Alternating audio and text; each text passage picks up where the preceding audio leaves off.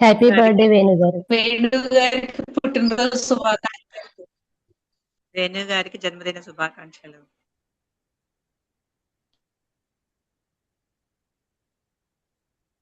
నమస్తే సార్. వేణు గారికి పుట్టినరోజు శుభాకాంక్షలు మేడం. థ్యాంక్ యూ అండి. నమస్తే. పైమా ఇన్ఛార్జర్ అయినటువంటి వేణు గారికి ఆధ్యాత్మికంగా ఉన్నతంగా ఆల్రెడీ మీరు మంచి సేవలో ఉన్నారు. అట్లా ఇంకా మాకు పత్రిజీ మహిళా చైతన్యంలో కూడా మీకు విశేష తెలియజేసుకునే అవకాశం దొరికినందుకు ధన్యవాదాలు, కృతజ్ఞతలు.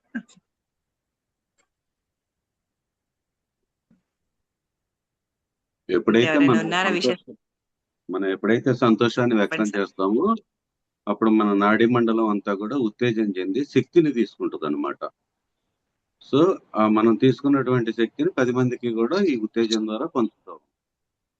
అందుకని ఎప్పుడూ కూడా సంతోషంగా ఉండాలి, అదేవిధంగా ఎదుటి వాళ్ళని ప్రోత్సహిస్తూ కూడా ఉండాలన్నమాట. అది మేడం. ఇంకెవరైనా ఉన్నారా ఫ్రెండ్స్ విషెస్ తెలియజేసే వాళ్ళు? వేణు గారికి శైలజ మేడం గారి అల్లుడండి వేణు, పెద్దల్లుడు. పుట్టినరోజు శుభాకాంక్షలు వేణు గారికి.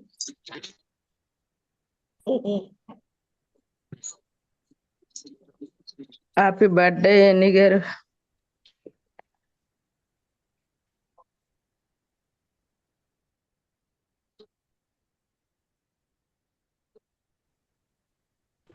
ఓకే ఫ్రెండ్స్, మరొక్కసారి పత్రిజీ మహిళా చైతన్యం తరఫున కూడా వేణు గారికి జన్మదిన శుభాకాంక్షలు. ఆధ్యాత్మికంగా ఆల్రెడీ మంచి సేవలో ఉన్నారు. ఆ విధంగా ఇంకా అన్ని విధాల ఆయనకి సహాయ సహకారాలు అందియాలనేసి మనం కూడా ఒక్కసారి మనస్ఫూర్తిగా కోరుకుంటున్నాము. Thank you friends. పద్మ గారు ఒకసారి సార్ని ఇన్వైట్ చేయండి. నమస్తే సార్. పత్రిజీ మహిళా చైతన్యానికి స్వాగతం అండి. పత్రిజీ మహిళా చైతన్యం ఎలా ఏర్పడిందంటే శైలజ మేడం గారికి వచ్చిన విజన్ ద్వారా బ్రహ్మర్షి పితామహ పత్రిజీ గారి ఆశీస్సులతో ఆశయాలతో స్వర్ణమాల పత్రి అమ్మ ఆశీస్సులతో 3 సంవత్సరాల క్రితం ఏర్పడిందండి. అప్పటి నుంచి జూన్ సెక్షన్ ఏర్పాటు చేసి తెల్లవారుజామున ప్రాతకాల ధ్యానం 3 గంటల నుంచి 6 గంటల వరకు ప్రాతకాల ధ్యాన సాధన, 6 గంటల నుంచి 7 గంటల వరకు జ్ఞాన సాధన అంటే సజ్జన సాంగత్యం, అలాగే రోజు మాస్టర్స్ చేత క్లాసులు చెప్పించడం జరుగుతుందండి. అలాగే కొంతమంది మాస్టర్స్ ప్రతి ఊరూరా వెళ్ళి 3 రోజులు వర్క్ షాప్స్ చేయడం జరుగుతుందండి. అలాగే అక్కడ పత్రిజీ గారు బోధించిన 18 ఆదర్శ సూత్రాలు, 13 వ్యక్తిగత సూచనలు, నవవిధ ధర్మాలు, జ్ఞాన నవరత్నాలు, వాక్క్షేత్రము, అలాగే 15 గంటలు ధ్యానం చేయించడం అన్నీ అందరికీ ప్రతి ఒక్కరిలోనూ చైతన్యపరిచి అందరినీ చైతన్యపరచడమే పత్రిజీ మహిళా చైతన్య ముఖ్య ఉద్దేశం అండి. అలాగే ప్రతి సంవత్సరం శివరాత్రికి పత్రిజీ మహిళా చైతన్య సుదర్శన జ్ఞాన చక్రం చేయడం జరుగుతుందండి. 2 సంవత్సరాలు అంగరంగ వైభవంగా జరిగిందండి. ఇప్పుడు 3వ సంవత్సరం వచ్చే సంవత్సరం చేసుకోవడానికి కూడా ఇప్పటి నుంచి సన్నాహాలు జరుగుతున్నాయండి. దానికి ప్రతి ఒక్కరూ ఆహ్వానితులేనండి. అలాగే ఈ జూన్ సెక్షన్ లో ఉన్న వాళ్ళందరి పిల్లలకి పెద్దవాళ్ళకి పుట్టినరోజులు, పెళ్లి రోజులు, ఇతర ఫంక్షన్స్ ఏవైనా సరే వాళ్ళని ఆశీర్వదించడం అందరి లక్ష్యం అండి. ఓకే సార్, థ్యాంక్ యూ అండి. స్టార్ట్ చేసి. థ్యాంక్ యూ మేడం, చాలా బాగా చెప్తున్నారు. Thank you madam, Padma madam బాగా చెప్పారు. మన ఆశయం అనేది ఎప్పుడు ఉన్నతంగా ఉంటుందో అప్పుడు అదంతా కూడా ఈ యూనివర్స్ కంప్లీట్ చేయడానికి ప్రయత్నం చేస్తూ ఉంటుంది అనమాట. Thank you madam. గురుభ్యో నమః. బ్రహ్మర్షి పితామహ పత్రిజీ గారికి మరియు డాక్టర్ జీకే గారికి మరియు హాస్టల్ మాస్టర్స్ అందరికీ కూడా నా ఆత్మ ప్రణామాలండి. అదేవిధంగా ఈ జూమ్ లో ఉన్న వాళ్ళకి ప్లస్ యూట్యూబ్ లో చూస్తున్నటువంటి ప్రేక్షకులందరికీ కూడా నా ఆత్మ ప్రణామాలు. నా పేరు రామకృష్ణ ప్రసాద్ అండి, నేను ఒంగోలు నుంచి వచ్చాను. మనం లాస్ట్ 3 days నుంచి కూడా ఈ స్పిరిచువల్ టాబ్లెట్స్ గురించి ఇంట్రడక్షన్ వాటి గురించి అట్లా తెలుసుకుంటూ వచ్చాం అనమాట. ఇదంతా కూడా ఓన్లీ పరిచయ కార్యక్రమం మాత్రమే. స్పిరిచువల్ టాబ్లెట్స్ యొక్క గుణాలను ఏ విధంగా మార్చుకోవాలి, మనలో గనుక ఏమైనా గనుక సమస్యలు ఉండేటట్లయితే మన గుణాలను మార్చుకోవటం ద్వారా ఆ సమస్య నుంచి మనం ఎలా బయటికి రావచ్చు అనే దాని గురించి మాత్రమే ఇక్కడ మనం తెలుసుకుంటూ ఉన్నాం. జనరల్ గా అయితే ఏంటి అంటే ఒక డాక్టర్ దగ్గరికి వెళ్ళి మెడిసిన్స్ తీసుకొని ఆ వ్యాధిని సప్రెస్ చేస్తాం అనమాట, కానీ మూలం నుంచి తొలగదు అక్కడ.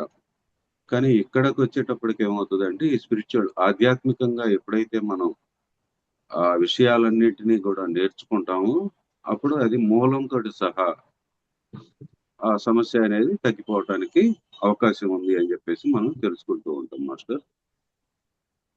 అదేవిధంగా ఫస్ట్ రోజు ఏమిటి మనం తెలుసుకుంది అంటే, మనకి ఏదైనా సమస్య వచ్చినప్పుడు మనం శక్తిని కోల్పోతాం కాబట్టి ఆ శక్తిని ఎలా తీసుకోవాలి, ఎలా నిల్వ ఉంచుకోవాలి, దానిని ఎలా వాడుకోవాలి, జ్ఞానాన్ని ఎలా తీసుకోవాలి, జ్ఞానాన్ని ఎలా పంచాలి అనేది మనం తెలుసుకున్నాము. అదేవిధంగా స్పిరిచువల్ టాబ్లెట్స్ యొక్క ఇంట్రడక్షన్ గురించి కూడా మనం తెలుసుకున్నాం అనమాట. రెండవ రోజు వచ్చేసేటప్పటికి ఏమిటి అంటే ఈ పరీక్షా సమయము పరిష్కార మార్గాలలో మనం ఆధ్యాత్మికంగా ఈ ఏదైనా గనక మనకు సమస్యలు వచ్చేటట్లయితే దానిని ఎలా తగ్గించుకుంటాము, లేకపోతే దాని నుంచి ఎలా ఓవర్కమ్ కావడానికి మనం 5.1 ఫార్ములా అనేది తెలుసుకోవటం జరిగింది మాస్టర్. అదేవిధంగా 2 టాబ్లెట్ గురించి కూడా తెలుసుకోవటం జరిగింది. రెండవ రోజు వచ్చేసేటప్పటికి అది తెలుసుకున్నాము. మూడో రోజు వచ్చేసేటప్పటికి ఈ సాంఘిక సమస్యల గురించి, అంటే సాంఘిక సమస్యలు అంటే మనం ఈ సంఘంలో జీవిస్తూ ఉన్నాం కాబట్టి ఈ సంఘంలో ఉన్నప్పుడు అనేక మందితోటి మనం వ్యవహారాలు జరుపుతూ ఉంటాం కాబట్టి అక్కడ ఏమైనా సమస్యలు వచ్చేటట్లయితే అవి ఎలా ఆధ్యాత్మికంగా తగ్గించుకుంటాం అనేది 5 ఫోల్డ్ కాన్సెప్ట్ లో మనం తెలుసుకున్నాం మాస్టర్స్. అదేవిధంగా 3 టాబ్లెట్స్ గురించి కూడా తెలుసుకున్నాం మనం. ఈ రోజు ఏమిటి మనం తెలుసుకోబోయేది అంటే అసలు సమస్యలు అనేవి ఎందుకు వస్తాయి, ఆ సమస్య వచ్చినప్పుడు ఆధ్యాత్మికంగా పరిష్కార మార్గం ఏముంది అనే దానిని తెలుసుకుంటాము. అదేవిధంగా 4 టాబ్లెట్స్ అనే దాని గురించి కూడా మనం తెలుసుకోవడానికి ప్రయత్నం చేద్దాం మాస్టర్స్. థ్యాంక్ యూ అండి, ఇటువంటి అద్భుతమైనటువంటి అవకాశాన్ని నాకు ఇచ్చినందుకు మరొకసారి కృతజ్ఞతలు తెలియజేస్తూ ఉన్నాను మాస్టర్స్. సో ఇప్పుడు మనకి సమస్య అనేది అసలు ఎందుకు వస్తుంది, అసలు సమస్య అనేది ఏ ఏ స్థలాలలో ఉంటుంది అనేది కనుక తెలుసుకునేటట్లయితే ఇంతకు ముందే మనం చెప్పుకున్నాం. వరల్డ్ హెల్త్ ఆర్గనైజేషన్ ప్రకారం ఏమిటి, ఒక సంపూర్ణమైనటువంటి మానవుడు అంటే 4 తలాలలో ఎప్పుడైతే సంపూర్ణంగా ఉంటాడో అతనే సంపూర్ణమైన మానవుడు అని చెప్పి తెలుసుకున్నాం అనమాట.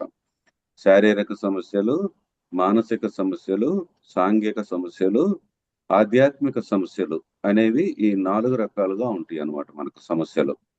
అది ఏ రకంగా ఉన్నా కానీ ఆ సమస్య అనేది మనం ఈ ఆధ్యాత్మికంగా ఎలా తగ్గించుకోవచ్చు అనేది ఈ సమస్య ఆధ్యాత్మిక పరిష్కారం అనేటువంటి టాబ్లెట్ ద్వారా మనం తెలుసుకుంటాం మాస్టర్స్.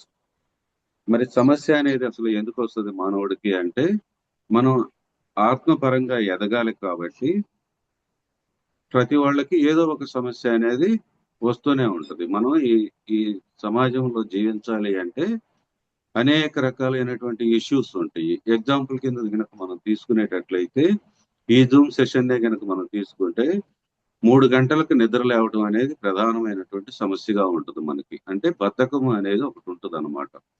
మనం ఎంతో ముందు రోజుల్లో అలిసిపోయి ఉంటాము, ఆ 3 గంటలకు లేవాలి అనేటప్పటికీ లేవలేనటువంటి బద్ధకం అనేది ఒకటి ఉంటుంది. అది ప్రధానమైనటువంటి సమస్యగా ఉంటుంది అనమాట. ఆ తర్వాత 3 గంటల వరకు అంటే 6 గంటల వరకు మనం కూర్చోవాలి అనేది మరొక సమస్య. అది కూడా శరీరాన్ని కదిల్చకుండా సాధ్యమైనంత వరకు ఆలోచించకుండా కూర్చోవటం అనేది అదొక సమస్యగా ఉంటుంది మనకి. ఆ తర్వాత మళ్ళీ ఇంకొక 1 అవర్ క్లాసు అంటే జ్ఞానాన్ని తీసుకుంటాము, మరి అదొక సమస్య. వీటితోటి పాటు మన ఇంట్లో ఉన్నటువంటి కుటుంబ సభ్యులందరికీ కూడా కావలసినవన్నీ ఏర్పాటు చేసుకుంటూ వాళ్ళని వాళ్ళ జీవన విధానం కోసం బయటికి పంపించాలి, పిల్లల్ని కానీ భర్తను కానీ లేకపోతే భార్యను కానీ ఇట్లా వెళ్ళాలి అనేటప్పటికీ వాళ్ళకి కావాల్సినవి తయారు చేయటం అనేది మరి అదొక సమస్య. ఇవన్నీ కూడా కలగలిపి మనకు 3 గంటల నుండి 7 వరకు కలిసి ఉంటాయి అన్నమాట. అంటే ఒకే సమస్యలో ఎన్నెన్నో సమస్యలన్నీ కూడా కోరిలేటెడ్ గా అయి ఉంటాయి అన్నమాట. అవన్నీ కూడా కలిసి ఉంటాయి. సో ఈ విధంగా సమస్యలు అనేవి మనకు వచ్చినప్పుడు వీటిని ఆధ్యాత్మికంగా మనం ఎలా మనం ఓవర్కమ్ చేసుకోవచ్చు అనే దాన్ని మనం ఇక్కడ తెలుసుకుంటాం అన్నమాట. దానికి ఏంటి అంటే ప్రధానంగా 4 అంశాలను కనుక మనం తెలుసుకునేటట్లయితే ఆధ్యాత్మికంగా ఇక్కడ మనం ఆ సమస్య నుంచి ఓవర్కమ్ కావటానికి అవకాశం ఉంది మాస్టర్స్. అదేమిటి అంటే ప్రధానంగా ఫస్ట్ది సమస్యని గుర్తుపట్టటము. అంటే రైట్ డయాగ్నోసిస్ అనేది చేయగలగాలన్నమాట. ఇప్పుడు చూడండి, ఒక శారీరక సమస్య ఏదైనా వచ్చినప్పుడు మనం డాక్టర్ దగ్గరికి పోయినప్పుడు ఏం చేస్తాడు, అతడు అన్ని రకాల టెస్టులు చేస్తాడు అనమాట. బ్లడ్ టెస్ట్ కానీ, యూరిన్ టెస్ట్ కానీ లేకపోతే అన్ని రకాలు స్కానింగ్లు ఇట్లాంటివి అన్నీ చేసి ఆ డయాగ్నోసిస్ అనేది కరెక్ట్ డయాగ్నోసిస్ అనేది చేయగలిగినప్పుడే సరి అయినటువంటి మందుని ఇవ్వటానికి ఈ శరీరం మీదకి అవకాశం అనేది ఉంటుంది అనమాట. అదేవిధంగా మనం ఇక్కడ ఈ ఆధ్యాత్మికతలోకి వచ్చినప్పుడు ఏంటి అంటే ఆ రైట్ డయాగ్నోసిస్ అనేది మనం చేయగలగాలి. అసలు మనకు వచ్చినటువంటి సమస్య ఏంటి, ప్రధానమైన సమస్య ఏంటి, దాంట్లో ఉన్న ప్రధానమైనటువంటి సమస్య ఏంటి అనేది మనం గుర్తుపట్టగలగాలన్నమాట. అట్లా గుర్తుపట్టినప్పుడే ఆ సమస్య నుంచి మనం బయటికి రావటానికి చాలా వరకు అవకాశం ఉందన్నమాట. ఇక్కడ ఒక చిన్న ఎగ్జాంపుల్ కనుక మనం తీసుకున్నాం అనుకోండి, అంటే ఈ అత్తాకోడళ్ళది అనేది దేనికి చెప్తూ ఉంటారు అంటే ఎగ్జాంపుల్లో మనకు తొందరగా హద్దుకోవటానికి మనసుకి, లేదా మనకి రోజువారీ ఇళ్లలో మనకు జరిగేటువంటి కార్యక్రమాలలో ఎక్కువగా ఇదే సమస్య ఉంటది కాబట్టి దాన్ని ఎగ్జాంపుల్ కింద తీసుకోవడం అనేది జరిగింది. కాబట్టి దీన్ని అన్యదా భావించవద్దు అనమాట. సో ఇక్కడ అత్తాకోడళ్ళ కనుక సమస్యని కనుక మనం తీసుకునేటట్లయితే అప్పటి వరకు ఆ ఇంటి పెత్తనం అంతా కూడా అత్తగారు చేసి ఉంటుంది.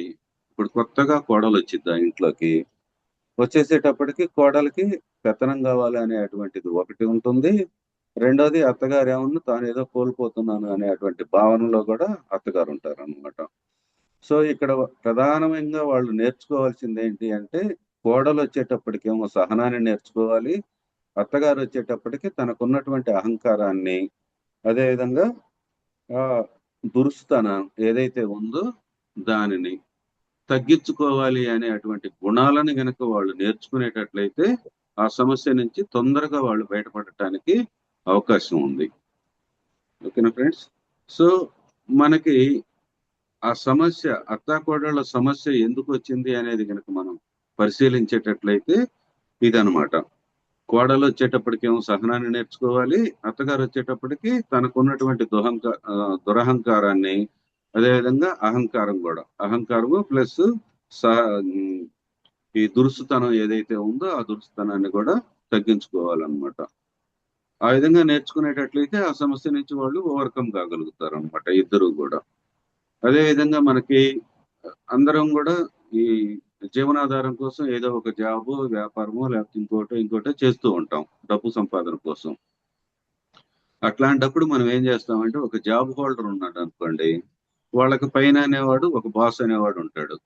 మనం ఎంత కష్టపడ్డా కానీ బాస్ మనల్ని ఏదో ఒకటి అంటా ఉన్నాడు అనేటువంటి ఆ స్థితి, మానసిక స్థితిలో ఉంటాం అనమాట మనం. కానీ అది కరెక్ట్ కాదు. ఎందుకు బాస్ వేరే వాడికి ఫేవర్ చేస్తున్నాడు, నాకు ఫేవర్ చేయట్లేదు అనేటువంటి మన స్థితిలో ఒక స్థితిలో ఉంటాం మనం. ఎప్పుడైతే మనం ఆ పని గురించి పరిపూర్ణమైనటువంటి జ్ఞానాన్ని కనుక మనం నేర్చుకుంటామో అప్పుడు బాస్ మనల్ని అభినందించడానికి అవకాశం ఉంటుంది.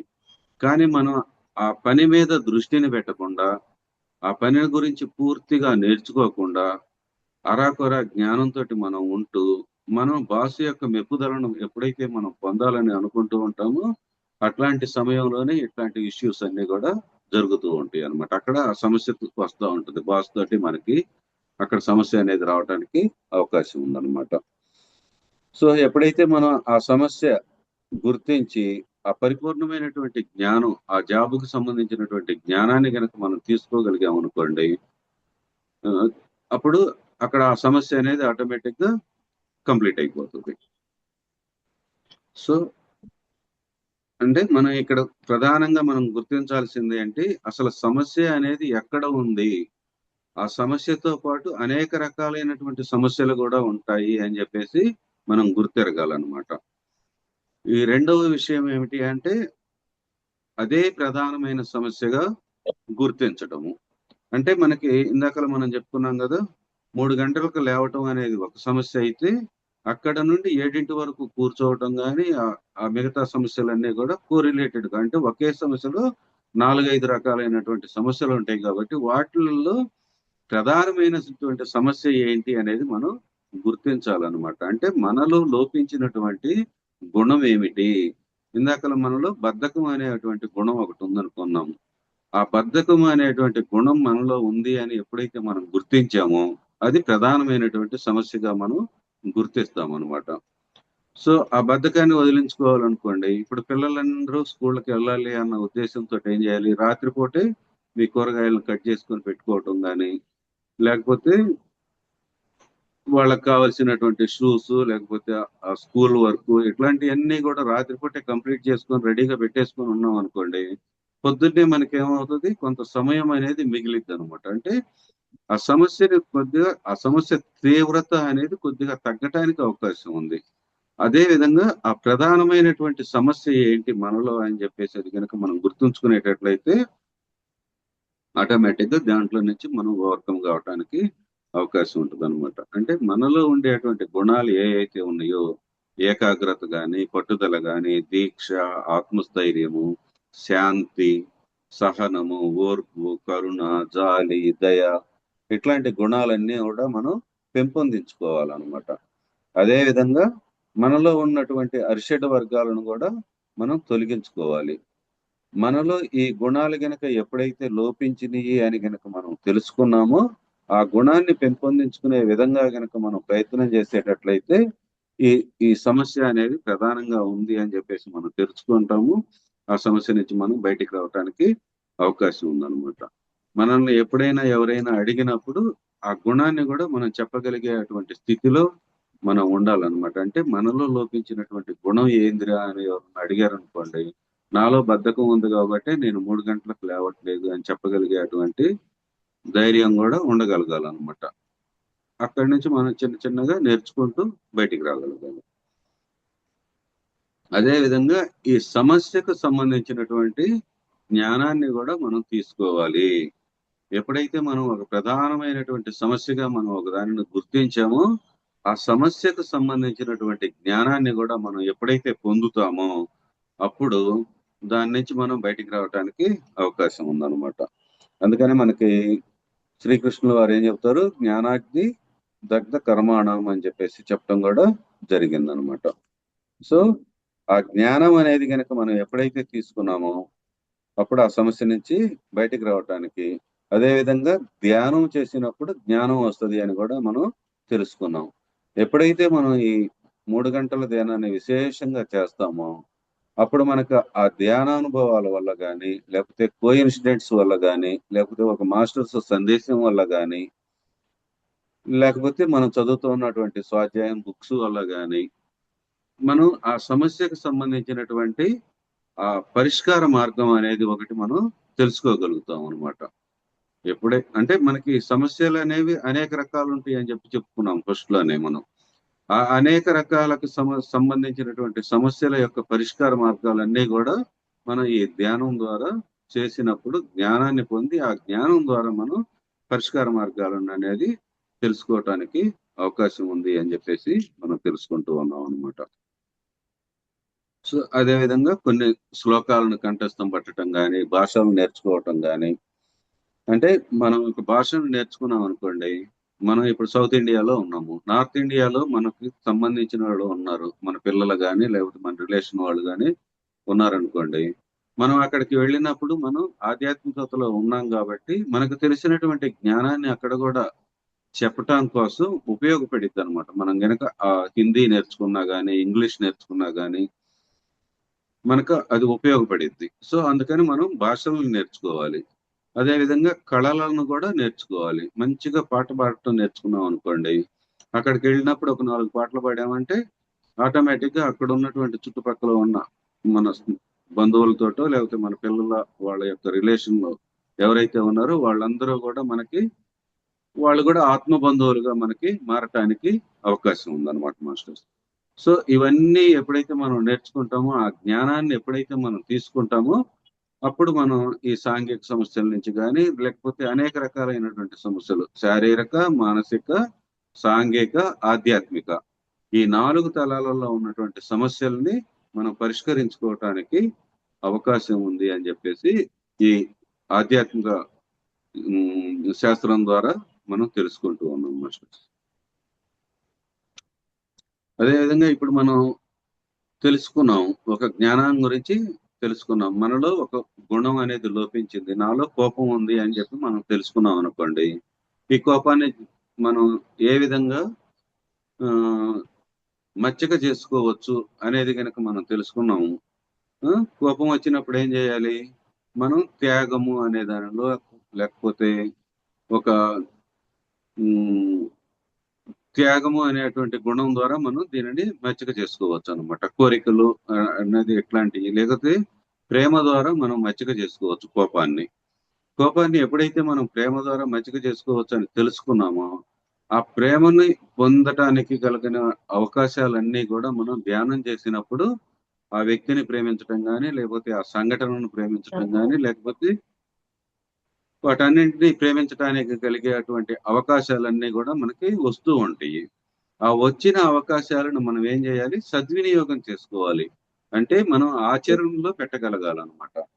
ఇప్పుడు మనం జ్ఞానం తీసుకొని ఆగిపోవటమే కాకుండా, ఆ తీసుకున్నటువంటి జ్ఞానాన్ని ఏం చేయాలి? మనము ఆచరణలో పెట్టగలగాలి. ఎప్పుడైతే మనం ఆ విధంగా ఆచరణలో పెట్టగలుగుతామో అప్పుడు మాత్రమే ఈ సమస్య నుంచి మనం ఓవర్కమ్ కావడానికి అవకాశం ఉంది. సో ఇక్కడ ఒక చిన్న ఎగ్జాంపుల్ చెప్పుకునేటట్లయితే, నాకు అహంకారం ఉంది అనేటువంటి ఒక భావన అనేది నాకు కలిగింది అనమాట. సో నేను ఎప్పుడైతే ఈ ఆధ్యాత్మికతలోకి వచ్చిన తర్వాత, ఇక్కడ ఉన్నటువంటి సీనియర్ మాస్టర్స్ అడిగిన తర్వాత, ఈ అహంకారం తగ్గించుకోవటానికి గల మార్గాలు ఏమిటి అని అడిగితే, వాళ్ళు ఏం చెప్పారు అంటే, నీకు కలిసినటువంటి వ్యక్తులు ఎవరున్నా కానీ, వాళ్ళు చిన్నవాళ్ళైనా పెద్దవాళ్ళైనా, వాళ్ళతోటి నువ్వు వినయంగా ఉండు.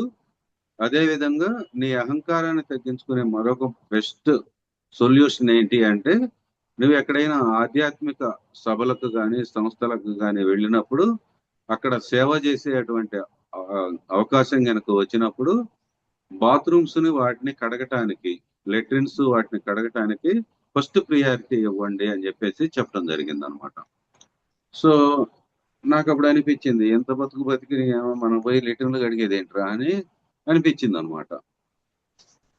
సో మనకి ఇష్టం ఉండి ఇష్టం లేకుండా ఒకసారి అవకాశం వచ్చినప్పుడు ఒక 2 రోజులు ఆ విధంగా కడగటం జరిగింది. ఒక 3వ రోజు వచ్చేసేటప్పటికి నేను ఎప్పుడు బాత్రూమ్కి పోయినా కానీ అక్కడ కొంచెం ఇబ్బందికరంగా ఉండేదన్నమాట. 2 రోజులు ఎప్పుడైతే కొంచెం పట్టి పట్టినట్లుగా చేసినా కానీ ఆ సేవ అనేది, 3వ రోజు పోయినప్పుడు బాత్రూమ్ కొంచెం క్లీన్ గా అనిపించింది. అరే ఇదేంటి క్లీన్ గా ఉంది అని అనుకొని అక్కడి నుంచి మనస్ఫూర్తిగా నేను చేసే అటువంటి సేవను చేయటం మొదలు పెట్టాను. అప్పుడు ఆటోమేటిక్ గా నేను ఎప్పుడు బాత్రూంలోకి పోయినా కానీ, ఎక్కడికి పోయినా కానీ క్లీన్ గా కానరావటం అనేది జరుగుతూ ఉందన్నమాట. అంటే ఇక్కడ మనలో ఎప్పుడైతే ఈ అహంకారం అనే దాన్ని తొలగించుకుంటామో, లేకపోతే ఆ తొలగించుకోవటానికి అవకాశాలు వస్తాయో, వాటిని మనం ఏం చేయాలి? ఆచరించాలన్నమాట. అట్లా ఆచరించినప్పుడు మాత్రమే మనలో ఆ అహంకారం అనేటువంటి గుణాన్ని మనం తగ్గించుకోవటానికి లేదా దానిని మచ్చిక చేసుకోవటానికి అవకాశం ఉంటుంది అని చెప్పేసి ఇక్కడ మనం తెలియజేసుకోవచ్చు. సో ఇప్పుడు మనం ఏం తెలుసుకున్నాము? ప్రధానంగా 4 కారణాలు ఉంటాయి అని చెప్పేసి తెలుసుకున్నాము, 4 అంశాలు. ఈ 4 అంశాలు గుండా ఎప్పుడైతే మనం ఈ సమస్య గురించి దాటుకుంటూ వెళుతూ ఉన్నామో అప్పుడు వీటిని మనం తెలుసుకోవటానికి అవకాశం ఉంది, దాని నుంచి సంపూర్ణంగా తెలుసుకోవటానికి అవకాశం ఉంది అని అనుకున్నాం. ఒకటేంటి? ఫస్ట్ సమస్యను గుర్తించటము, అదే ప్రధానమైనటువంటి సమస్యగా మనం భావించటము, ఆ సమస్యకు సంబంధించినటువంటి జ్ఞానాన్ని తీసుకోవటము, ఆ తీసుకున్న జ్ఞానాన్ని ఏం చేయాలి? ఆచరించాలి. ఈ 4 ఎప్పుడైతే మనం చేస్తామో అప్పుడు ఆ సమస్య నుంచి మనం బయటికి రావటానికి అవకాశం ఉంది అని చెప్పేసి ఇక్కడ మనం తెలుసుకోవచ్చు మాస్టర్స్. సో ఈ ఒకటే కాకుండా ఇంకొక చిన్న కాన్సెప్ట్ కూడా ఒకటి ఉందన్నమాట. అదేంటి అంటే ఫిస్ట్ కాన్సెప్ట్ అంటారు. అంటే పిడికిలి బిగించి గనక మనం గుద్దేటట్లయితే మన ఎదురుగా ఉన్నటువంటి ఏ వస్తువు అయినా కానీ లేకపోతే ఏ సమస్య అయినా కానీ అది పటాపంచలు అయిపోతుంది అని చెప్పేసి మనం తెలుసుకోవచ్చు అనమాట. అంటే ఇప్పుడు బాక్సింగుల్లో కానీ వాటిల్లో చూడండి, కొట్టినప్పుడు ఏమవుతుంది, ఆ ఎదుటిగా ఉన్నటువంటి శత్రువు లేకపోతే ఆ అది భాగస్వామి అంటారు, ఎదురుగా ఉన్నటువంటి ఆ వ్యక్తి, గేమ్ లో ఉండేటువంటి ఆ వ్యక్తికి ఏమవుతుంది, దెబ్బ తగిలి వాడు కింద పడిపోవటానికి అవకాశం ఉంటుంది, వీడు జయించడానికి అవకాశం ఉంటుంది అనమాట బాక్సింగుల్లో.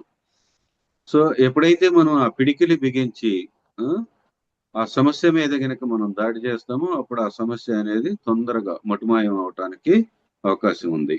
వాటిల్లో ఏంటి అది దీనిని 5S కాన్సెప్ట్ అని కూడా మరి చెప్తూ ఉంటాం అనమాట. ఫిస్ట్ కాన్సెప్ట్ అని కానీ లేకపోతే 5S కాన్సెప్ట్ అని కానీ కూడా చెప్తాము. అవేంటి అంటే ఫస్ట్ ఒకటి ప్రణాళిక. ప్రణాళిక అంటే ఏంటి, స్ట్రాటజీ అనమాట. మనకి ఏదైనా సమస్య వచ్చినప్పుడు ఒక ప్రణాళికను వేసుకోవాలి, అంటే ఒక స్ట్రాటజీని ఫాలో కావాలన్నమాట ఫస్ట్ది. రెండవది ఏంటి, నిజాయితీగా ఉండటము, అంటే సిన్సియర్గా ఆ పని చేయగలగాలన్నమాట ఆ విషయం మీద. అదే విధంగా మూడవది అదే పని, అంటే సీరియస్నెస్ అనేది ఉండాలి. నాలుగవది ఏంటి అంటే నెమ్మదితనము, అంటే సెరెనిటీ అని అంటారు ఇక్కడ, అంటే నెమ్మదితనంతో పనులు అవుతాయి అని చెప్పేసి గుర్తించగలగాలి. అదేవిధంగా ఐదవది ఏమిటి అంటే స్థిరత్వము, అంటే స్టడీనెస్ అనమాట. సో ఈ 5 పద్ధతుల్ని లేదా 5 అంశాలని మనం గుర్తించేటట్లయితే ఆ సమస్య నుంచి కూడా మనం తొందరగా ఓవర్కమ్ కావటానికి అవకాశం ఉంది. అంటే మనకి ఏదైనా ఒక సమస్య వచ్చినప్పుడు ఆ సమస్య నుంచి మనం ఎలా బయటికి రావాలి అనే దానికి సంబంధించి మనం ఒక స్ట్రాటజీని ఫాలో కావాలి, అంటే ఒక ప్రణాళిక వేసుకోవాలి.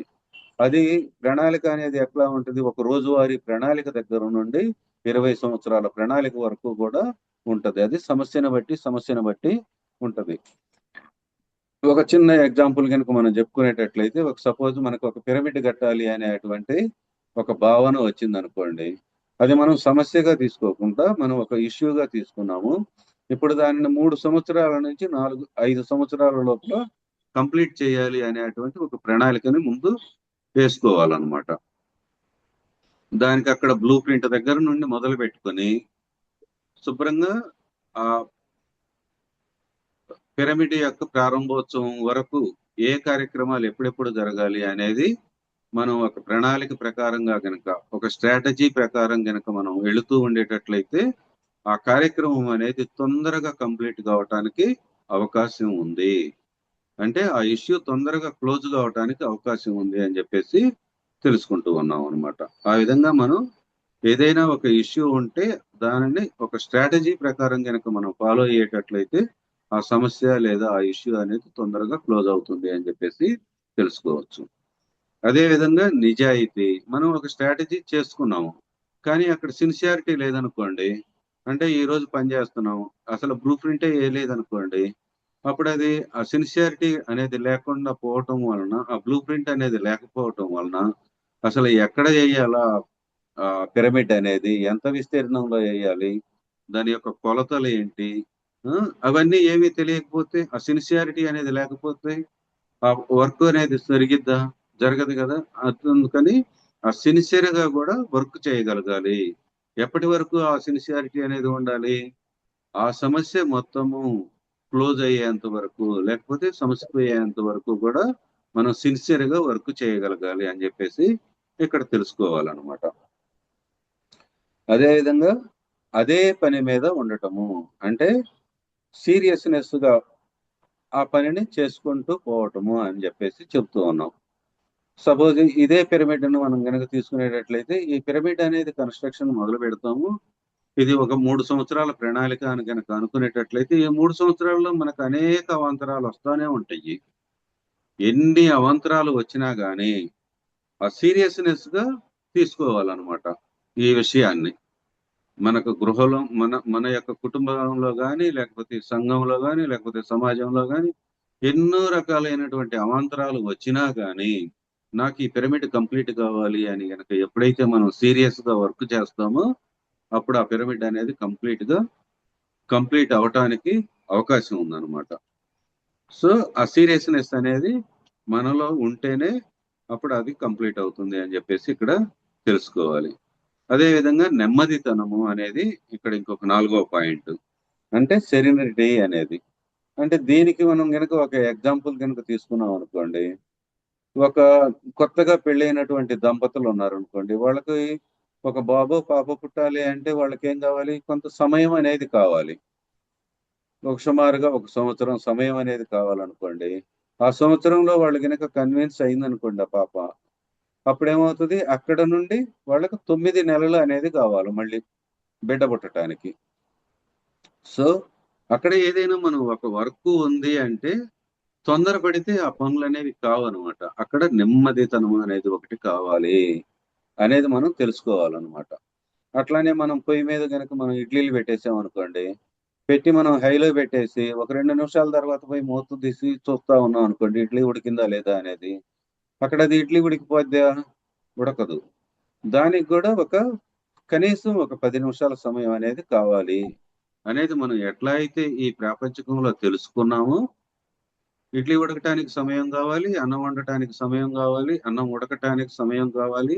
ఇట్లా మనం ఈ ప్రాపంచికంలో కొంత సమయం కావాలి ఆ పని కావటానికి అనేది ఎట్లా తెలుసుకున్నామో, అదే విధంగా మనం ఆధ్యాత్మికతలోకి వచ్చిన తర్వాత కూడా ఏదైనా మనకి ఆధ్యాత్మికతలో కొన్ని సమస్యలు ఉన్నాయి అంటే అవి కంప్లీట్ కావటానికి కూడా కొంత సమయం పట్టిద్ది అనేది మనం తెలుసుకోగలగాలి. మన శరీరం మీదకి ఏదైనా ఒక అనారోగ్యం వచ్చిందంటే మన ఆధ్యాత్మికతలోకి రాగానే, మనం ధ్యానంలోకి రాగానే ఏమంటాం, నేను 1 సంవత్సరం నుంచి ధ్యానం చేస్తున్నాను, నా ఆరోగ్యం తగ్గట్లేదు, లేకపోతే నా సమస్య అనేది పోలేదు అని చెప్పేసి, నా అనారోగ్యం తగ్గట్లేదు, నా సమస్య పోలేదు అని చెప్పేసి మనం కంప్లైంట్ చేస్తూ ఉంటాం అనమాట. అది సరి అయినటువంటిది కాదు. కారణం ఏమిటి, ఈ 40 సంవత్సరాల నుంచో 50 సంవత్సరాల నుంచో నువ్వు ధ్యానంలో లేవు.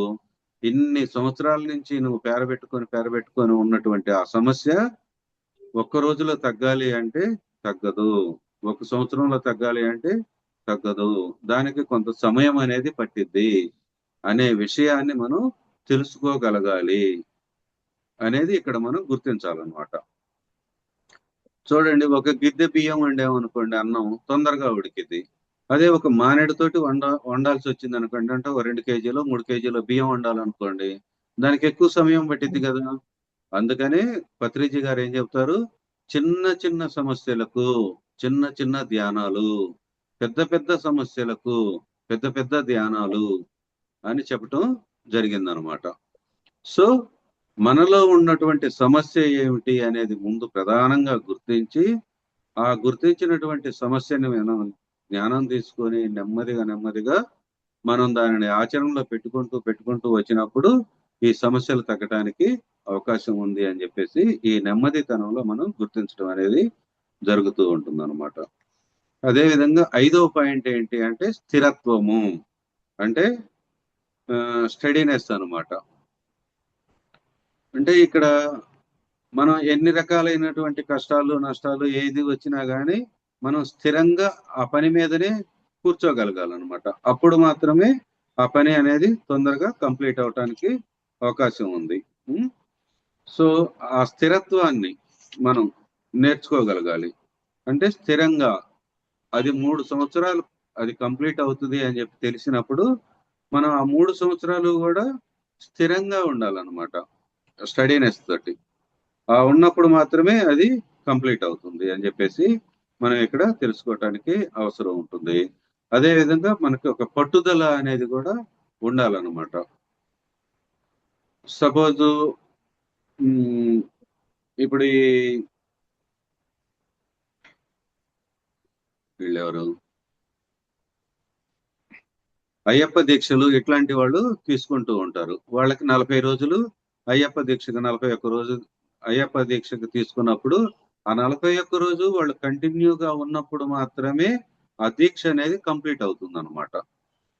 సో ఆ విధంగా మనం తీసుకునేటువంటిది ఎన్ని రోజులు ఏమిటి అనేది మనం తెలుసుకొని ఆ అన్ని రోజులు కూడా ఆ పట్టుదలగా కనుక ఆ సమస్య నుంచి మనం గనక నేర్చుకుంటూ ఆ పట్టుదలను గనక మనం ప్రదర్శించేటట్లయితే ఆ సమయం వరకు కూడా కంప్లీట్ అయ్యేంత వరకు కూడా మనం ఆ పట్టుదలతోటి ఉండేటట్లయితే ఆ సమస్య అనేది తొందరగా ఈ ఆధ్యాత్మికతలో కంప్లీట్ అవడానికి అవకాశం ఉంది అని చెప్పేసి మనకి సమస్య ఆధ్యాత్మిక పరిష్కారం అనేటువంటి టాబ్లెట్ ద్వారా మనం తెలుసుకోవటం అనేది జరిగింది మాస్టర్స్. ఏదండి ఇక్కడ దీని గురించి ఇంకా విపులంగా తెలుసుకోవాలి అంటే ఈ బుక్ అనేది ఎట్లాంటిది ఉందన్నమాట. సమస్య ఆధ్యాత్మిక పరిష్కారం అనేటువంటి బుక్ అన్నమాట. దీనిని గనక చదువుకునేటట్లయితే ఇంకా క్లియర్ గా మనం ఇంకా అనేక ఉదాహరణలతో సహా మనం తెలుసుకోవటానికి అవకాశం ఉంది. సో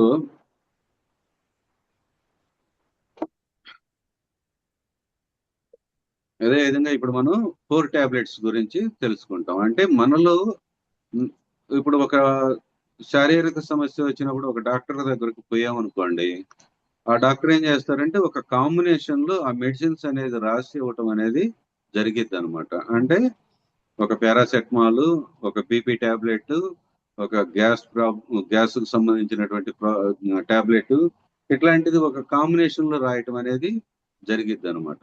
అట్లానే ఇక్కడ కూడా 4 టాబ్లెట్స్ అంటే ఏమిటి అంటే 4 రకాలైనటువంటి గుణాలు మనలో ఉన్నాయి. ఆ 4 రకాల గుణాలు ఏదైనా మనం ఒక పనిని చేస్తూ ఉన్నప్పుడు ఆ 4 రకాల గుణాలలో ఏ గుణంలో ఉన్నావు నువ్వు, ఆ ఉన్నటువంటి గుణం నుంచి ఇంకొక గుణానికి ఏ విధంగా నువ్వు మార్పు చేసుకోవాలి, మార్పు చేసుకోవటానికి కావాల్సినటువంటి జ్ఞానాన్ని ఏ విధంగా నువ్వు పొందాలి అనేవి తెలియజేస్తూ ఉంటాయి అన్నమాట ఈ 4 టాబ్లెట్స్ అనేది. అదేవిధంగా ఈ ఈ ఆధ్యాత్మికంగా కూడా మనం ఎన్నో ఒడిదుడుకుల్ని, సంఘర్షణల్ని నేర్చుకుంటూ మనకి అనుభవంలోకి వస్తూ ఉంటాయి అన్నమాట. అంటే ఇప్పుడు మనం ఇక్కడ ఏం తెలుసుకుంటాము, ఇది మనం ఒక శరీరం ఒకటే కాదు, ఈ శరీరంలో మనకి మనసు ఉంది, ఆత్మ ఉంది, అదేవిధంగా బుద్ధి అనేది కూడా ఉంది. ఈ 4 యొక్క పదార్థమే ఈ శరీరము, లేకపోతే ఈ మానవ జన్మ అనేది మనం తెలుసుకున్నాం. ఇది ఫస్ట్ నుంచి కూడా మనం చెప్పుకుంటూ వస్తూ ఉన్నాం అనమాట. ఆ విధంగా తెలుసుకోవటానికి ఉపయోగపడేటువంటి టాబ్లెట్లే ఈ 4 టాబ్లెట్లు అనేది అనమాట. అదేవిధంగా వేదవాక్యాలైనటువంటి ప్రజ్ఞానం బ్రహ్మ, అంటే జ్ఞానమే బ్రహ్మ అనేటువంటి స్థితి. ఆ స్థితి నుంచి మరి ఒక స్థితిలోకి ఏమొస్తాం మనం, అహం బ్రహ్మస్మి అంటే అక్కడ ధ్యానం చేసి మనం చిన్నగా జ్ఞానాన్ని తీసుకుంటూ వచ్చినప్పుడు మనం నేనే దేవుణ్ణి అనేటువంటి స్థితిలోకి, రెండవ స్థితి అయినటువంటి అహం బ్రహ్మస్మి అనేటువంటి స్థితిలోకి మనం రావటం అనేది జరుగుతుంది అనమాట. అక్కడి నుంచి మూడవ స్థితి అయినటువంటి సర్వం కలివిదం బ్రహ్మ, అంటే నేనే దేవుణ్ణి కాదు, అంతా దైవత్వమే నిండి ఉంది అనేది మూడవ స్థితిలో మనం తెలుసుకోగలుగుతాం అనమాట. ఆ మూడవ స్థితిలో తెలుసుకున్న తర్వాత అంతా దైవత్వమే ఉంది అని తెలుసుకున్న తర్వాత 4వ స్థితి అయినటువంటిది తత్వమసి, అంటే నేనేదో నువ్వు కూడా అదే, నువ్వు దేవుడివే నేను దేవుడిని అనేటువంటి 4వ స్థితి అయినటువంటి ఆ తత్వమసి అనేటువంటి స్థితిలో కూడా మనం రాగలుగుతాము. ఈ విధంగా వేదవాక్యాలైనటువంటి ఈ 4 స్థితులలో మనం ఏ స్థితిలో ఉన్నాము అనేది తెలుసుకోవటానికి ఈ 4వ టాబ్లెట్ అయినటువంటి ఈ 4 టాబ్లెట్స్ అనేది ఎక్కువగా ఉపయోగపడుతూ ఉంటుంది.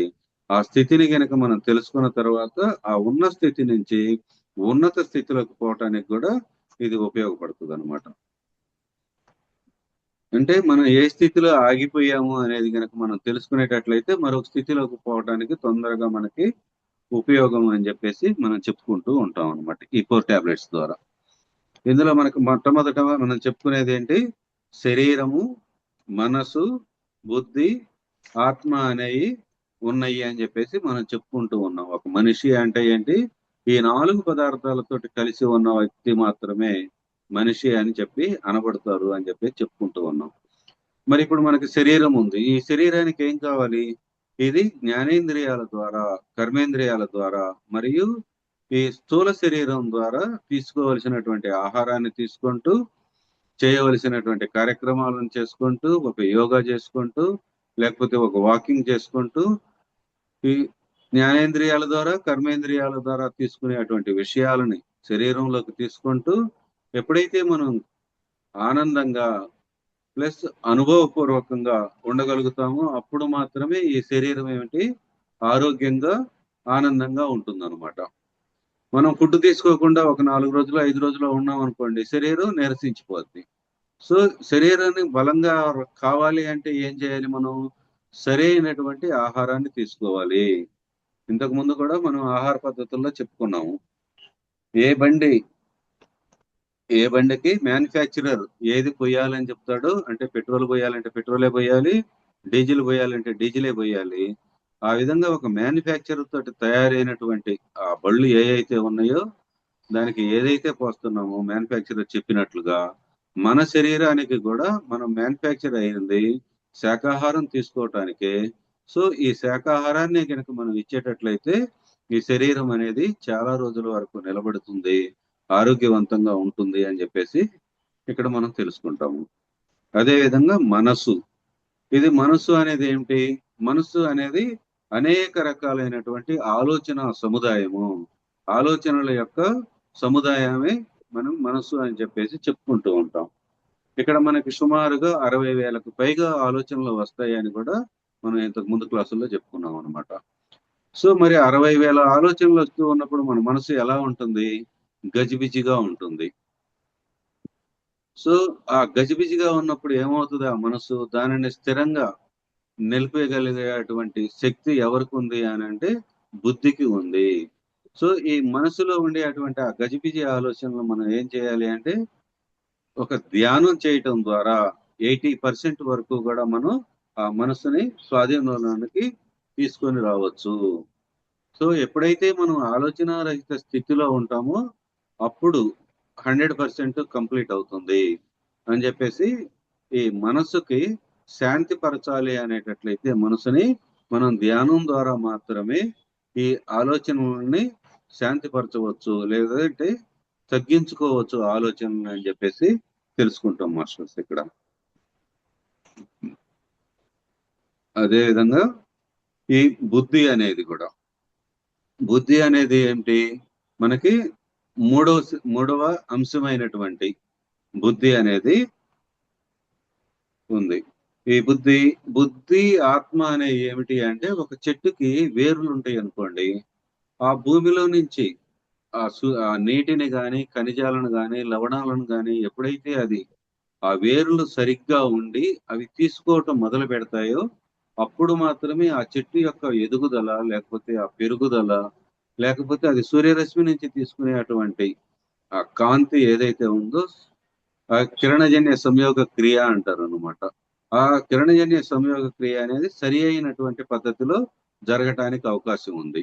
ఎప్పుడైతే భూమి నుంచి నీటిని ఖనిజాలని లవణాలని ఆ చెట్టు తీసుకుంటుందో అప్పుడు మాత్రమే ఆ చెట్టు యొక్క ఎదుగుదల అనేది బాగుంటుంది అనేది ఇక్కడ మనం తెలుసుకోవాలి.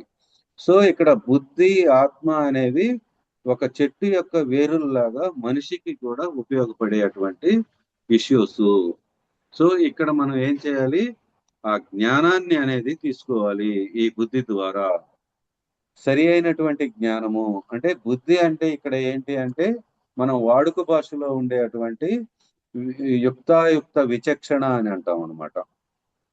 అది ఒక్కటే కాకుండా ఆధ్యాత్మిక పరంగా మనం గనక బుద్ధిని గనక తీసుకునేటట్లయితే అతీంద్రియ శక్తులు అని అంటారు. అంటే మనం ఎప్పుడైతే ధ్యానం చేసి మనం ఆజ్ఞాచక్రం వరకు కూడా శక్తిని తీసుకుంటామో అప్పుడు మన పీనియల్ గ్లాండ్ అనేది ఓపెన్ అయ్యి మనకు థర్డ్ ఐ అనేది ఓపెన్ అవుతుంది.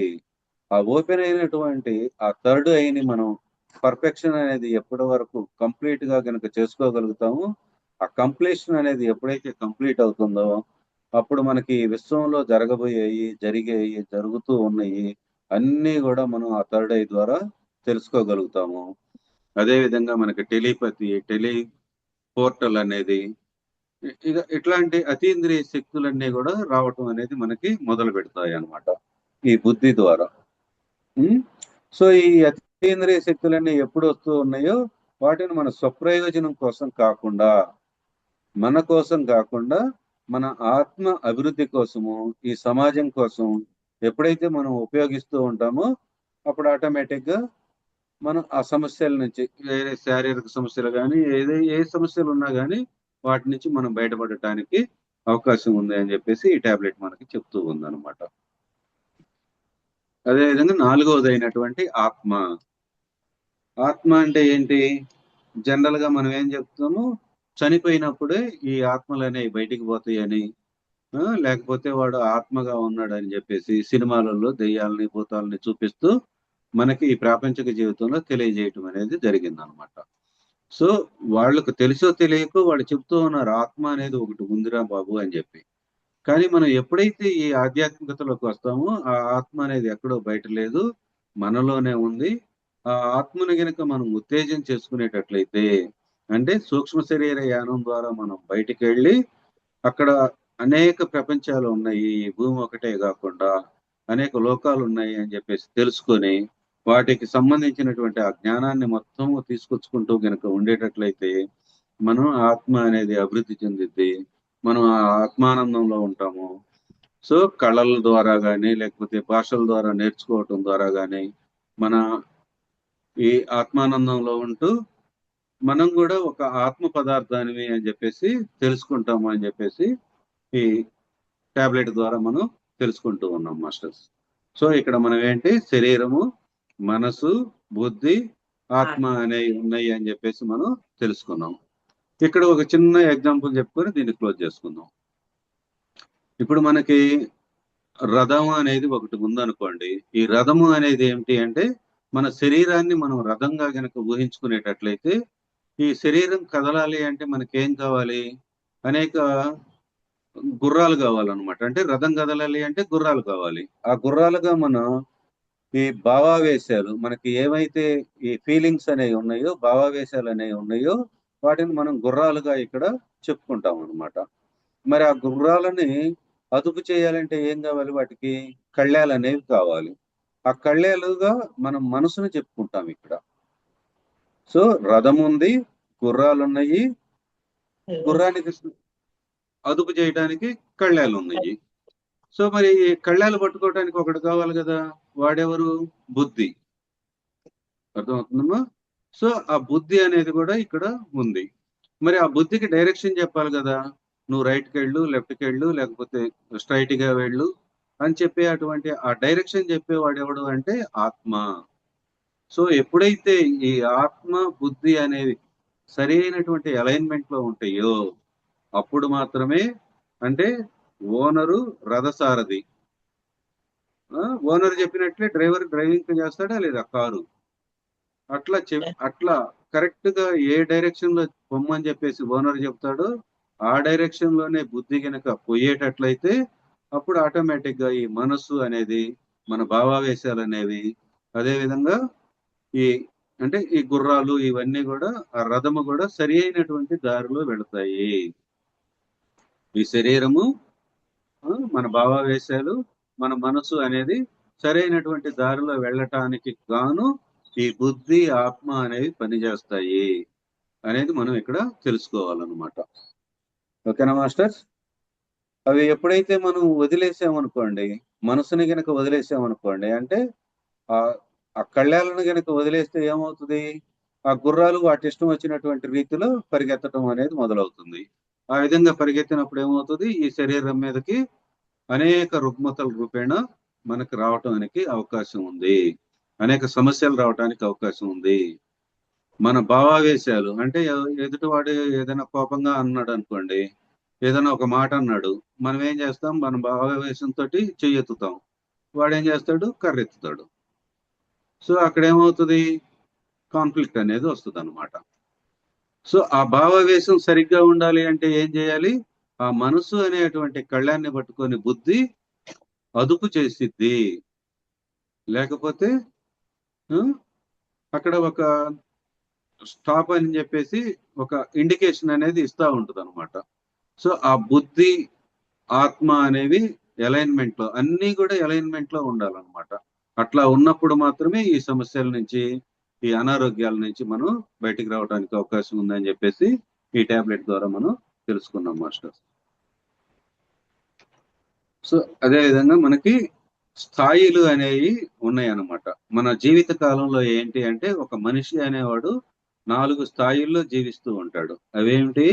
భౌతికమైనటువంటి స్థాయి, మానసికమైనటువంటి స్థాయి, సాంఘికమైనటువంటి స్థాయి, ఆధ్యాత్మికమైనటువంటి స్థాయి అని. వరల్డ్ హెల్త్ ఆర్గనైజేషన్ చెప్పింది అని అనుకుంటున్నాం కదా.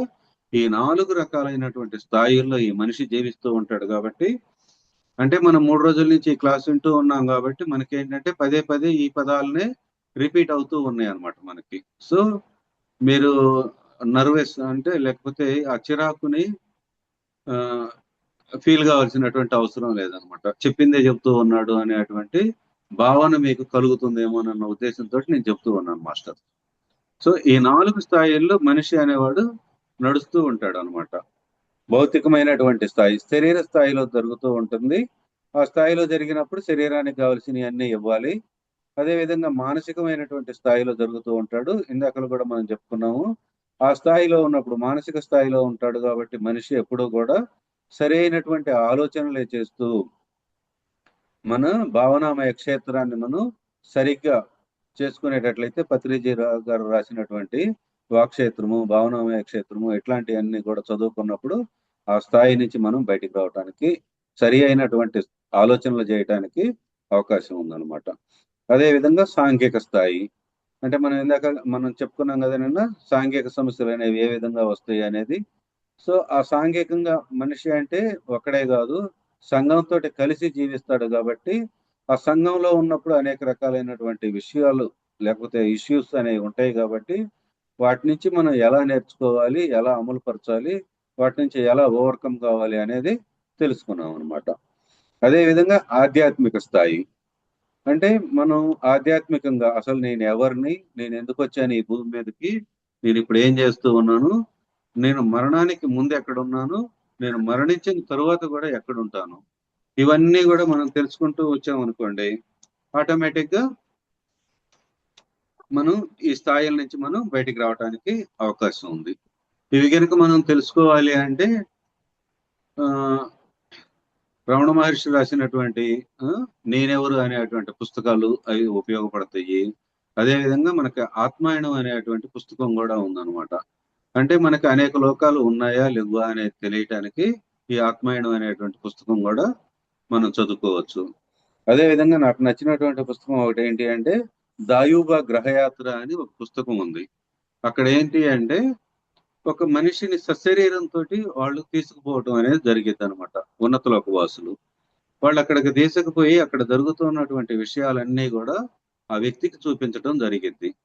ఇంకా అక్కడ హై ఫ్రీక్వెన్సీకి వెళ్ళేటప్పుడు ఆ వ్యక్తి శరీరం తట్టుకోలేదు అన్న ఉద్దేశంతో వాళ్ళు ఏం చేస్తారు, అతనికి ఒక కవచం లాగా ఒక బెలూన్ లాంటి దాంట్లో పెట్టేసి అతనికి ఆ విషయాలన్నీ కూడా చూపించడం జరిగింది అనమాట అక్కడ. సో ఎప్పుడైతే తాను ఆ విషయాలన్నింటినీ అక్కడ గ్రహించాడో అతడు తిరిగి మళ్ళీ భూమి మీదకు వచ్చినప్పుడు ఎటువంటి కల్పితాలు లేకుండా తాను అక్కడ ఏదైతే చూశాడో, వాళ్ళు ఏదైతే చెప్పారో, తాను ఏదైతే అనుభూతి చెందాడో అవన్నీ వాళ్ళు మళ్ళీ తిరిగి గుర్తు చేస్తూ ఉన్నప్పుడు ఆ బుక్ రాయటం అనేది జరిగింది. దాయూబా గ్రహయాత్ర అనేటువంటి బుక్. అవకాశం ఉంటే ఆ బుక్ను చదవండి మాస్టర్స్. సో ఆ విధంగా మనం ఆత్మాభివృద్ధిని మనం లేకపోతే ఈ ఆధ్యాత్మికతలో మనం ముందడుగు వేయవచ్చు. ఆ విధంగా ముందడుగు వేసినప్పుడు మన శరీరం మీద ఏమైనా కనుక రుగ్మతలు ఉండేటట్లయితే వాటి నుంచి కూడా మనం ఓవర్కమ్ కావడానికి అవకాశం ఉంది అని చెప్పేసి ఈ టాబ్లెట్ అనేది మనకి చెప్తూ ఉందన్నమాట. సో ఇది ఒకటే కాకుండా ఇంకొక టాబ్లెట్ గురించి కూడా మనం చిన్నగా చెప్పుకున్నాం. So 1 minute master.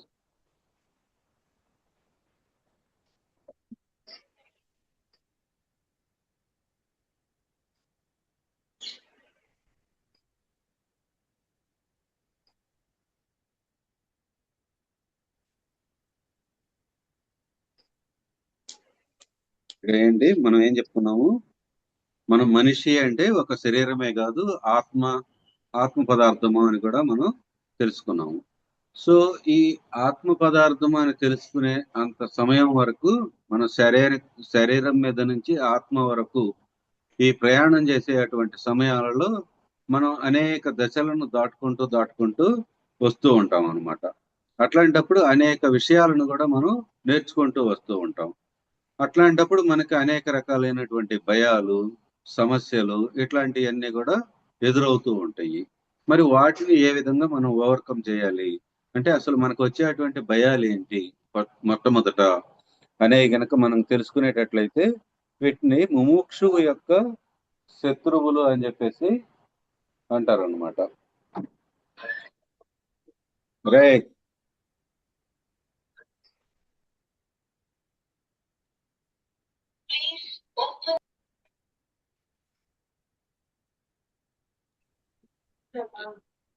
బెల్గొట్టారు ఎవరో చూడు.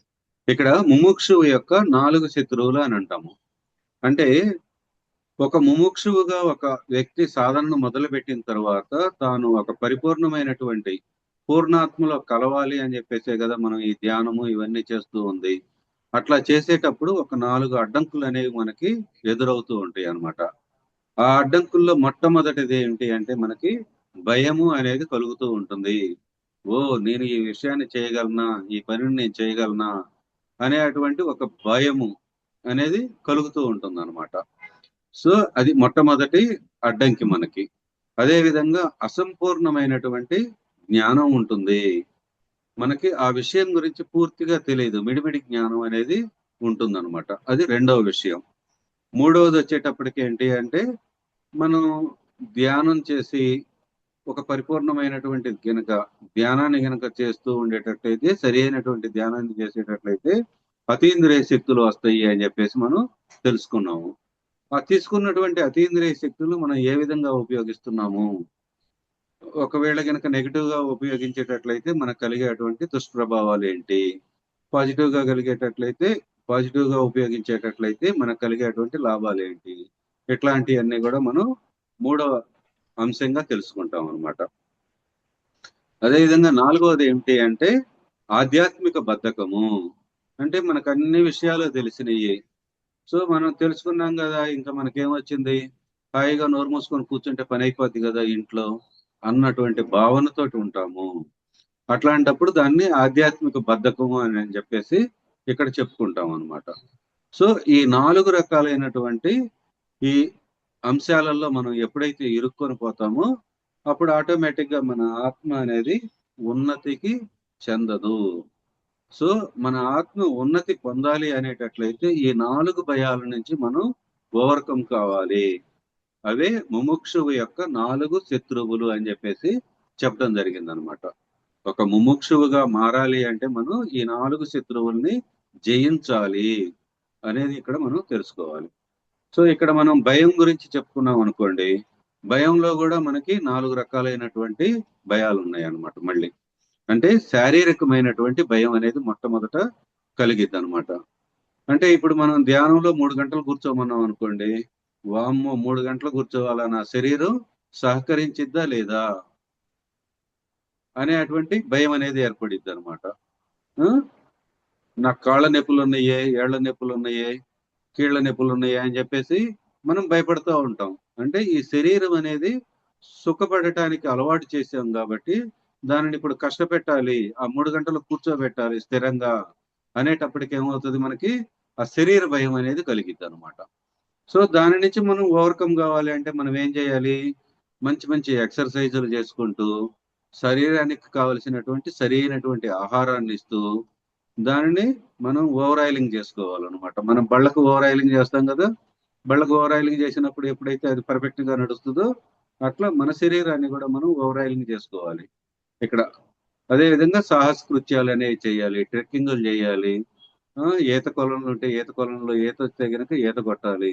అట్లా మన శరీరాన్ని ఉత్తేజం చేసుకునే అటువంటి ఏ అంశాలు ఉన్నాయో అవన్నీ పాటిస్తూ శరీర భయం నుంచి మనం బయటికి రాగలగాలన్నమాట. అదే విధంగా మనసు భయం అనేది ఇంకొకటి ఉంటుంది. ఈ మనసు భయం ఏంటి, మనసులో అనేక రకాలైనటువంటి ఆలోచనలు వస్తాయి అని చెప్పేసి చెప్పుకున్నాం. సో ఈ మనసు భయాన్ని జయించాలి అంటే ఏం చేయాలి అంటే మనం ధ్యానం చేయాలి. ఈ ధ్యానం ద్వారా మాత్రమే మన మనసులో ఉండేటువంటి భావాలను కానీ భావావేశాలను కానీ లేకపోతే ఆలోచనలను కానీ వాటన్నింటినీ కూడా క్రమేపీ మనం తగ్గించుకోవటానికి అవకాశం ఉంది. సో ఈ మనసు భయాన్ని కూడా మనం ధ్యానం ద్వారా తగ్గించుకోవాలి అని చెప్పేసి ఇక్కడ మనం తెలుసుకోవాలన్నమాట. అదేవిధంగా బుద్ధి భయం అంటే ఏంటి? ఇందాక మనం చెప్పుకున్నాం. ఒక యుక్తాయుక్త విచక్షణ ద్వారా ఈ భయాన్ని మనం తగ్గించుకోవచ్చు. ఈ భయం తగ్గాలి అంటే ఏంటి? మనం పెద్ద పెద్ద ప్రాజెక్టులని మనం తీసుకోవాలన్నమాట, హ్యాండ్ ఓవర్ చేసుకోవాలి. అట్లాంటప్పుడు మనం ఈ పనిని చేయగలుగుతామా లేదా అనేటువంటి ఆ బుద్ధి భయం ఏదైతే ఉందో ఆ భయం నుంచి మనం బయటికి రావడానికి అవకాశం ఉంది. ఇక్కడ ఒక చిన్న ఎగ్జాంపుల్ చూసుకున్నాం అనుకోండి. ఇప్పుడు ఒక 10వ తరగతి పిల్లవాడు ఫస్ట్ క్లాస్ లో పాస్ అయ్యాడు. అదేవిధంగా ఇంటర్మీడియట్ కూడా ఫస్ట్ క్లాస్ లో పాస్ అయ్యాడు. సో డిగ్రీ కూడా ఫస్ట్ క్లాస్ లో పాస్ అయ్యాడు. కానీ ఇప్పుడు పీజీ చదువుతూ ఉన్నాడు. వాడు భయపడతా ఉంటాడు, మళ్ళీ నేను పాస్ అవుతానో పాస్ గాను, నాకు ఫస్ట్ క్లాస్ వస్తుందో రాదో అన్న భయం అనేది ఉంటుంది అనమాట. దానిని బుద్ధి భయము అంటాం అనమాట మనం ఇక్కడ. సో ఆ బుద్ధి అనేది, ఆ విచక్షణ అనేది ఏం చేస్తుంది? మనల్ని భయపెడతా ఉంటుంది అనమాట. నువ్వు పాస్ కాకపోతే నవ్వుతారు, ఈ మూడిట్లలో ఫస్ట్ క్లాస్ వచ్చావు, పీజీ ఫెయిల్ అయ్యావురా అని చెప్పేసి నవ్వుతారు అంటూ భయపెడతా ఉంటుంది. అప్పుడు ఆ భయంలో ఉంటాడు.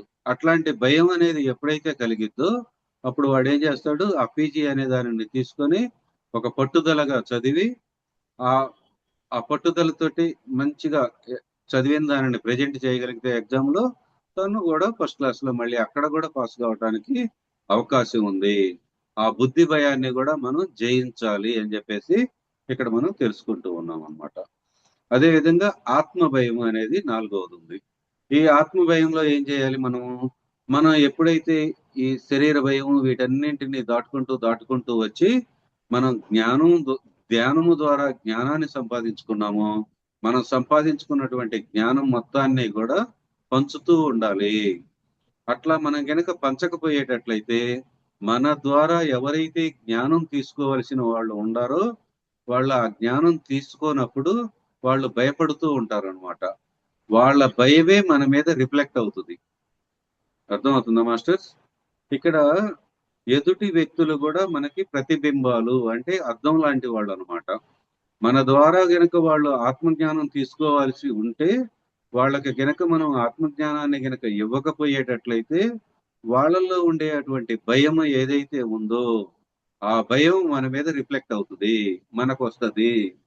సో ఆ ఆత్మ భయం అనేది అక్కడ ఏర్పడుతుంది అన్నమాట. అట్లాంటప్పుడు మనం ఏం చేయాలి? మనకున్నటువంటి జ్ఞానాన్ని ఏ వస్తే ఏ చెప్పాలి, బి వస్తే బి చెప్పాలి, ఏ టు జెడ్ వస్తే ఏ టు జెడ్ చెప్పాలి.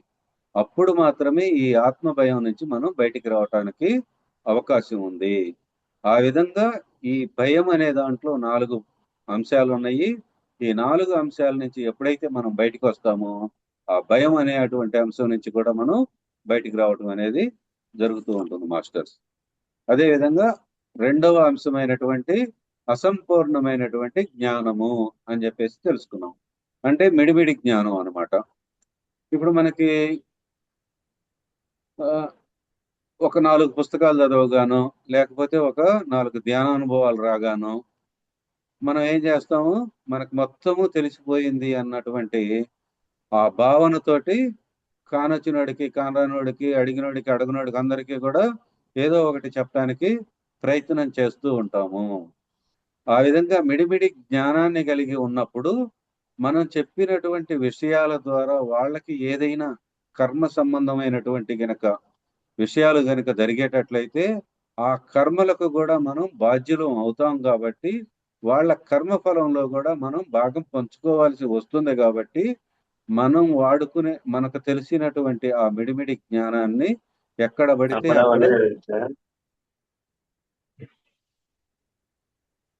చెప్పండి మాస్టర్స్.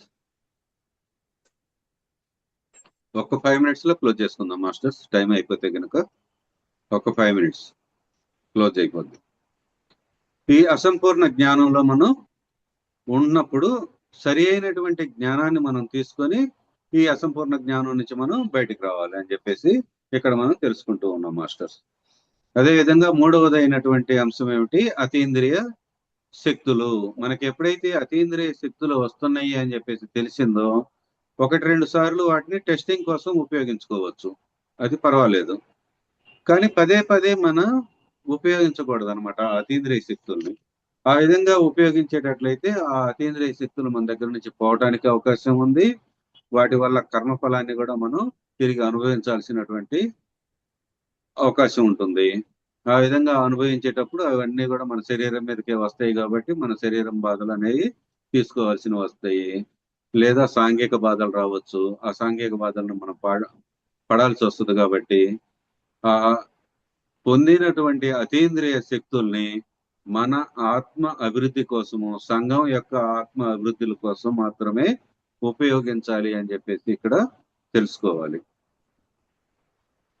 అదే విధంగా ఏంటి అంటే 4వది ఆధ్యాత్మిక బద్ధకము.